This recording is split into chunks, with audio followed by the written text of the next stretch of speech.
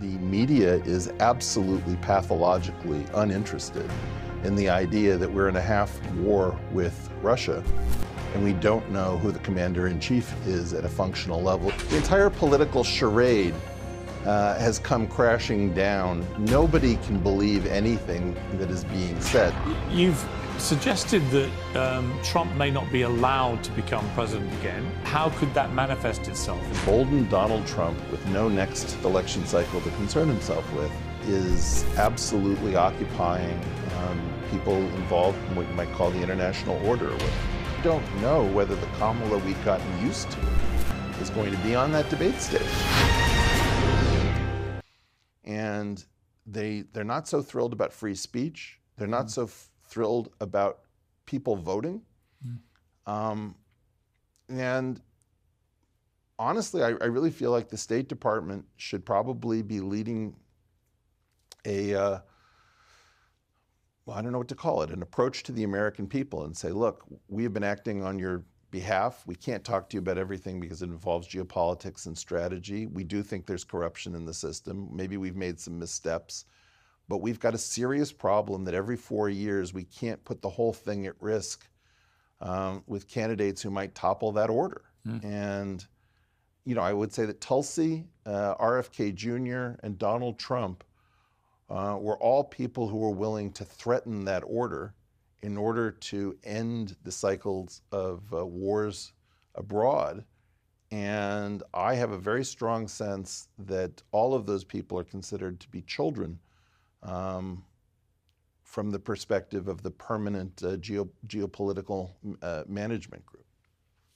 Finally, Eric, what is the one thing, whoever wins the election, what is the one most important thing that a new president of the United States could do that would significantly transform the United States for the better?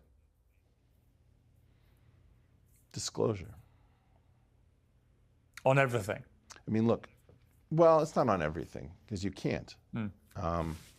There's a lot of, if we do not get this COVID disclosure done about why were 77 Nobel laureates enlisted to protect the EcoHealth Alliance and a zoologist named Peter Daszak in the Wuhan lab situation in China. If we don't figure out what happened with JFK and why we don't have all of the documents, even though it's 60 years on, if we cannot ask why it is that our inflation gauge is broken and doesn't reflect what everybody's experiencing at the pump and in our supermarkets, if we cannot fundamentally ask why do we seem to be encircling Moscow, if we cannot get to ground truth really anywhere, if we can't talk about what is going on with this reproductive mutilation situation with our children, if we cannot have open conversations about these sorts of things, we are going to continue to search for shadowy figures. And that's going to be a disaster for everyone. It's going to be the Jews that are the problem. It's going to be the World Economic Forum that's behind this all. It's going to be the Freemasons. It's going to be everything that we can't see is going to be suspected of denaturing our country. The most important thing is to go back to the hearings of the 70s and 80s, the church hearing, the Church and Pike committees, the Iran-Contra, all of the hearings that exposed what we were actually up to so that we can self-correct, including putting this UFO thing to rest.